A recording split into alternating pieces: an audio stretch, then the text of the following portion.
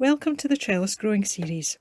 In these videos, we'll be demonstrating practical food growing skills, as well as learning from our Associate Occupational Therapist how we can adapt and use gardening activity to support clients' well-being.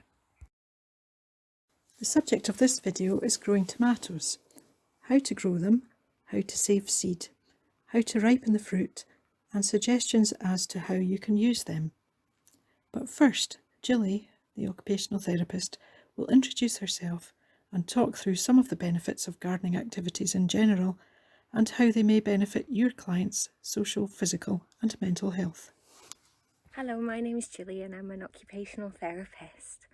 Occupational therapists help people of all ages to do the things that they want or they need to do. So this could be self-care activities like getting dressed or making a meal. It could be sort of work activities, not just paid work, or it could be leisure activities. Occupational therapists help people to live life to the full, really.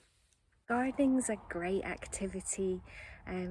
Everybody's different and everybody might get something different from gardening, but it's very adaptable, very gradable for different abilities, different preferences. There are links between gardens and improved mental well-being.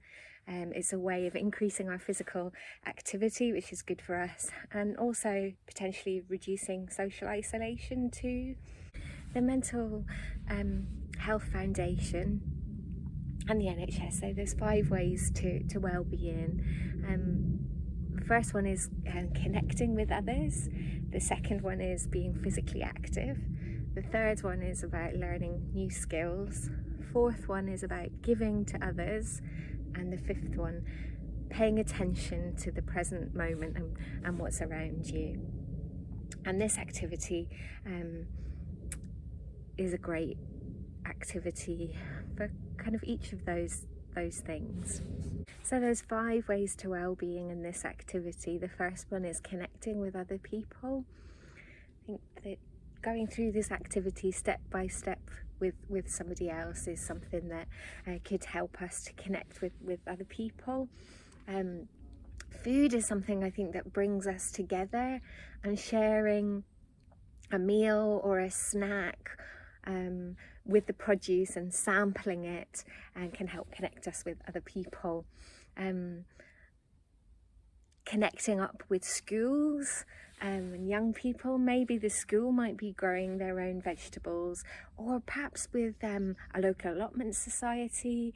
Perhaps you could do the activity together, or just connect for advice or sharing tips and sharing produce. The second way to well-being is being physically active. And although this activity isn't a particularly energetic activity, it is something that gives somebody a reason to get up from their chair, to be part of the activity, or to see what's going on. And it can be combined with a walking activity, perhaps walking out to the garden and back, putting away items afterwards. There's lots of ways in which you can incorporate exercise, just small amounts of exercise into that activity. The third way to well-being is learning new skills. So propagating seeds is a really good skill to have learned. I know it was new for me. Watering or feeding the tomato plants, or the growing rocket, learning how to grow rocket.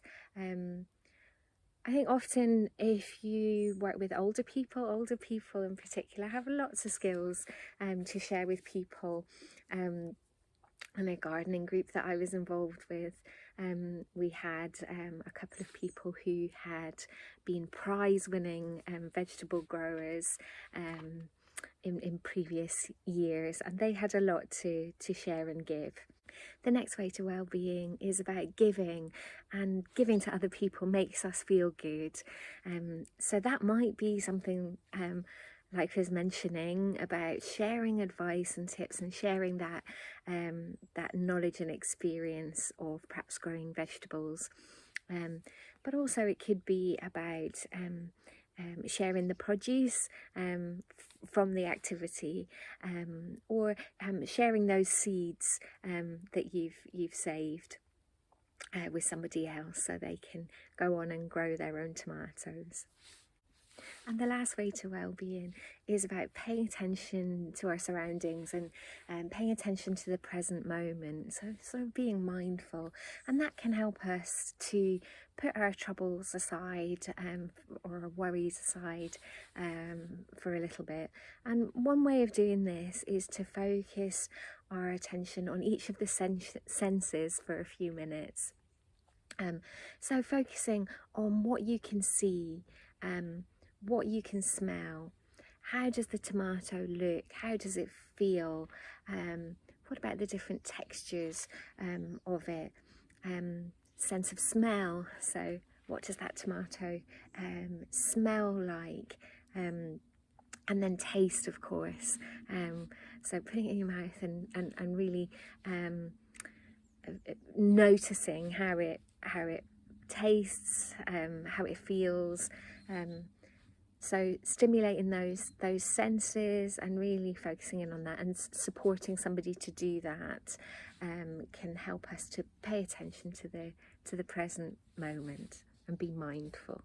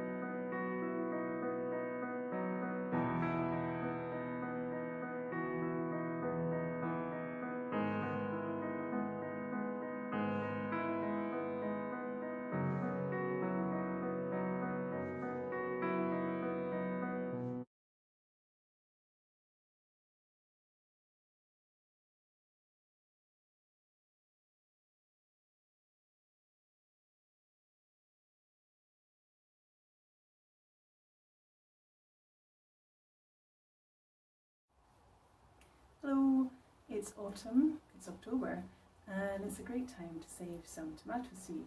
I'm going to show you how I do that in this short film. If you've discovered a really delicious variety of tomato this summer, maybe something you found in a mixed punnet in the supermarket or had in a salad somewhere, then you can save the seed and grow the plant yourself next year. And see how you get on with the harvest. It's a really simple process, and you just need to take care a couple of stages to make sure the seeds don't start germinating too early and don't have too much moisture left on them, so that they don't go mouldy in storage over the winter. This is the variety that I've been growing for a few years now. I don't know if you can see the stripiness on the skin. They do ripen to a nice deep red, although being the end of the season, I don't have very many ripe ones to show you. I used to think this tomato was called Fondanello because that is what I could find, the name of the image that looked closest to it when I was searching online. But actually now I'm wondering if it's one of the artisan tiger varieties. There's artisan tiger red or pink, and other varieties that have been bred to have this stripy effect. Anyway, the taste, the flavour is second to none, really savoury with a sweet taste too. They're really, really fantastic tomatoes. And I think they're Italian, but I'm not sure. I found them in a box of mixed tomatoes that I got in the supermarket and saved the seed, and I've been growing them ever since. The first thing you want to do is select your plant, and select one that has signs of healthy growth, has been growing strongly and producing good fruit. So you're really selecting for the best stock from all your plants in the way that plant breeders have been doing for centuries. And if you only have one tomato because you got it in a pack from the supermarket, or you found it on your plate that someone served to you, then you can skip that bit because you really don't have any way of judging. You just have to work with the tomato you've got. Anyway, the one I've chosen is this one right here, and I'm going to just pick it from the plant.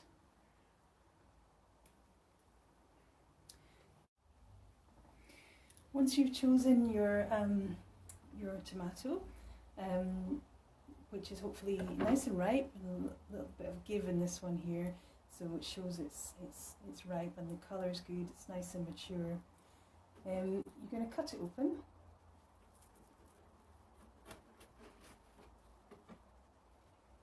And then scoop out the seeds into a bowl of some sort.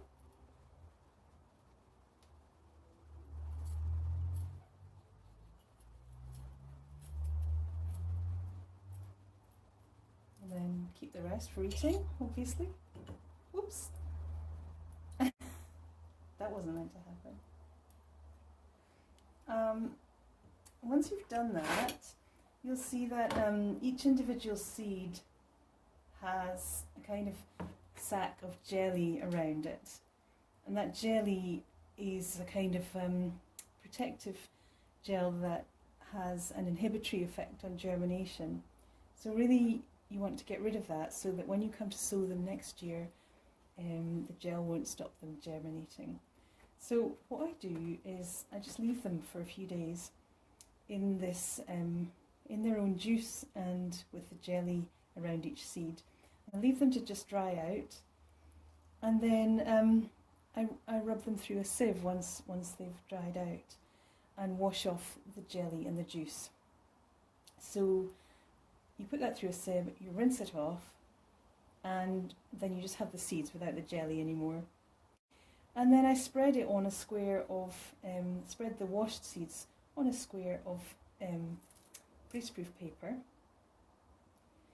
I won't do that here because I'll wet the seeds that I've already dried, one that I did earlier here.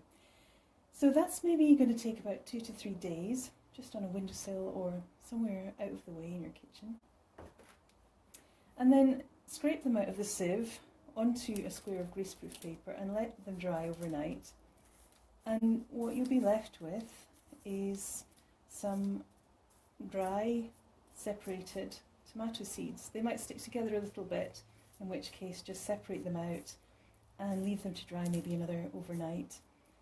And then you can either fold that up as it is and label it and date it and put it in a dark shed for next year, or you can scoop them into a nice seed packet and again label it and store it for next year. ready for sowing after the frosts have finished. And that is how to save tomato seeds.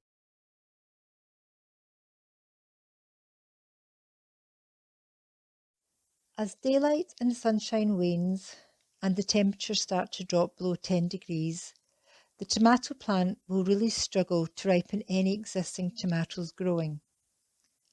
We can help the plant out by cutting off any flowers so that the plant's energy is going towards ripening the existing fruits and not towards making new tomatoes that will never fully develop anyway.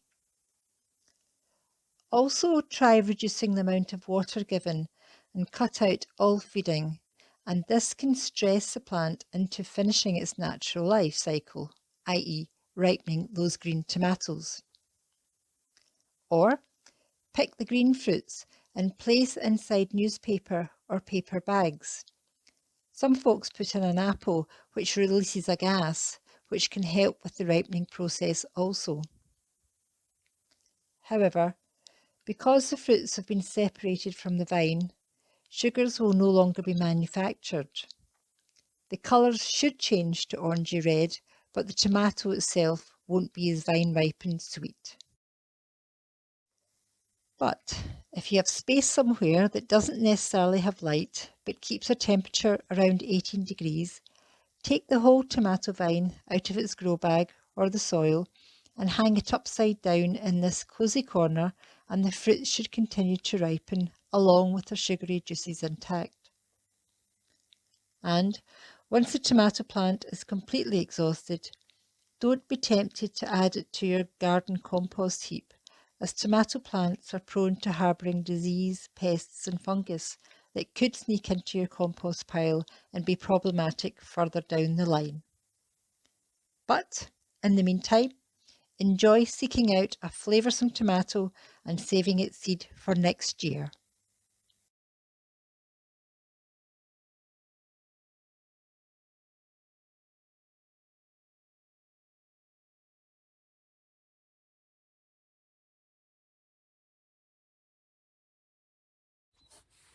For some people, a good activity as part of this activity might be sorting out the different tomatoes. So perhaps sorting out the red ones from the green ones.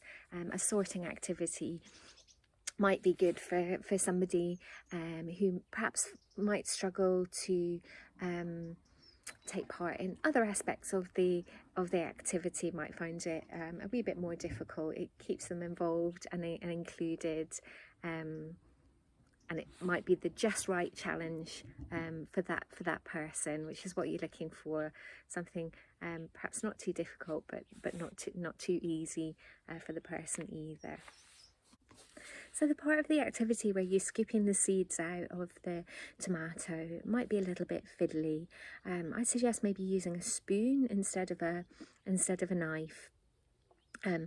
I'm thinking about the size of the tomato. It might be easier for somebody to keep hold of a larger tomato than a wee one like this. However, depending on the size of the tomato, you could maybe use an egg box to put the half tomato in order to scoop out those seeds. Or one of these things that came with my fridge for holding eggs. If you've got the right size of tomato, that might just help to be able to keep it steady while you scoop out those seeds. If you are using a spoon to scoop out the seeds, holding onto the tomato using some kitchen roll might help to grip it, but perhaps not if you're using a knife to scoop out. I would maybe only do that if you're using a spoon to scoop them out, but yeah, it might just help grip on to the tomato, which is a wee bit slippery. If you're working with older people, one thing to bear in mind is that as we get older, perhaps from the age of about 60, we need at least twice the amount of light that perhaps a 20-year-old would need just because of changes that happen through aging to the eye. The lens tends to thicken and yellow a little bit, and so not as much light gets to the back of the eye. I know that as I get older, I find myself moving more towards the window when I want to read something, and that's probably because of my aging eyes. So thinking about if the person isn't participating as well as they might, or doesn't seem all that interested in the activity, it's worth checking out whether they can see what's going on. So thinking about the light levels, you are outside is great because of lots of natural light, but if you're doing the activity inside, think about those light levels. Is it bright enough for the person to be able to see what they're doing?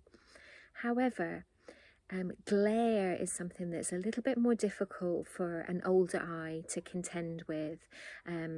So being aware of glare and using blinds, or repositioning the person so that they're not sort of blinded by the glare.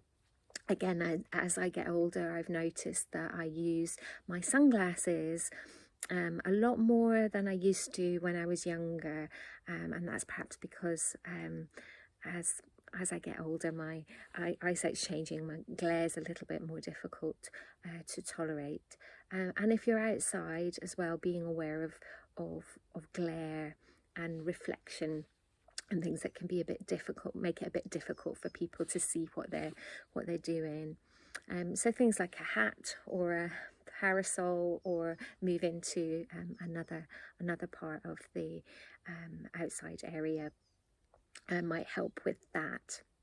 It's also worth bearing in mind regarding eyesight that as we get older, it's more difficult for our eyes to adjust to different light levels. It takes it a little bit longer. So when you're moving from inside, where it might be a bit darker, to outside where it might be a bit brighter, or vice versa, coming inside from outside, it might just take the person a little bit longer to adjust to those different light levels, and those things can affect our balance and things as well. So taking time to allow the person's eyes to adjust to those change of light levels.